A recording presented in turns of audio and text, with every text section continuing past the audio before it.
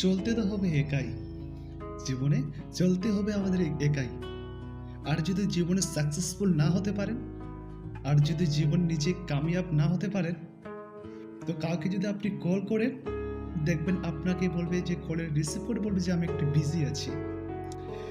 এবার বিজিটা সে দেখাবে এই কারণে, সে নিজেই ভাববে যে সে তো জীবনে কিছু করতেই পারেনি, হয়তো আজকে কিছু টাকা ধার নেওয়ার জন্য কল করেছে। আসলে ছেলের জীবনটাই এমনই বাস্তবতা। আপনি যদি নিজেকে সাকসেসফুল না করতে পারেন, আপনি বাড়িতেও আপনাকে কেউ কোনো ভ্যালু দিবে না। অতএব যখন জীবনে নিজেকে একাই লড়াই করতে হবে, একাই চলতে হবে, তো কারো উপর ভরসা না করে নিজেকে সাকসেসফুল করুন।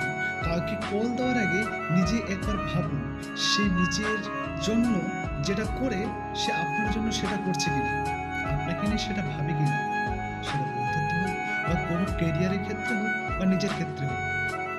কেননা মানুষ আপনার যোগ্যতাকেই সম্মান করে, মানুষ আপনার যোগ্যতাকেই রেসপেক্ট করে, আপনাকে না। আপনি আজকে অযোগ্য ব্যক্তি হয়ে আপনি যোগ্য ব্যক্তির কাছে বসার কোনো অধিকার রাখেন না, তাহলে আপনি কিভাবে ভাবতে পারছেন যে আমি অযোগ্য ব্যক্তি হয়ে আমি সবার মনে জায়গা নেব? কারণ মনে জায়গা নিতে গেলেও আপনাকে তিনার যোগ্যতা মতো হতে হবে। মানুষ আজকে কথা বলে, অনেকে মনে করেন যে আজকে আমার সঙ্গে কথা বলে সে আমাকে অনেক ভালোবাসে, কিন্তু সেটা ভুল, পুরোটা ভুল।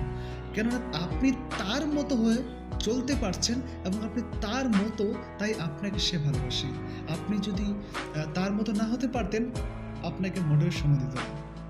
কেননা আপনার সঙ্গে কথাবার্তা বলার কোয়ালিটি তার ভালো লাগে, তবেই তোমার সঙ্গে কথা বলে। এই ভালো লাগার জিনিসটার কারণেই তোমার সঙ্গে কথা বলে, নচেত কোনো কথা বলতে হবে না। এটাই। তাই জীবনে কেউ না কেউ কোনো না কোনো পার্সোনালিটি তারা বজায় রাখবেই। আপনাকে তারা কোনো মূল্যায়ন করবে না, যতক্ষণ পর্যন্ত তুমি তাদের মনের মতো যোগ্যতা না করতে পারো।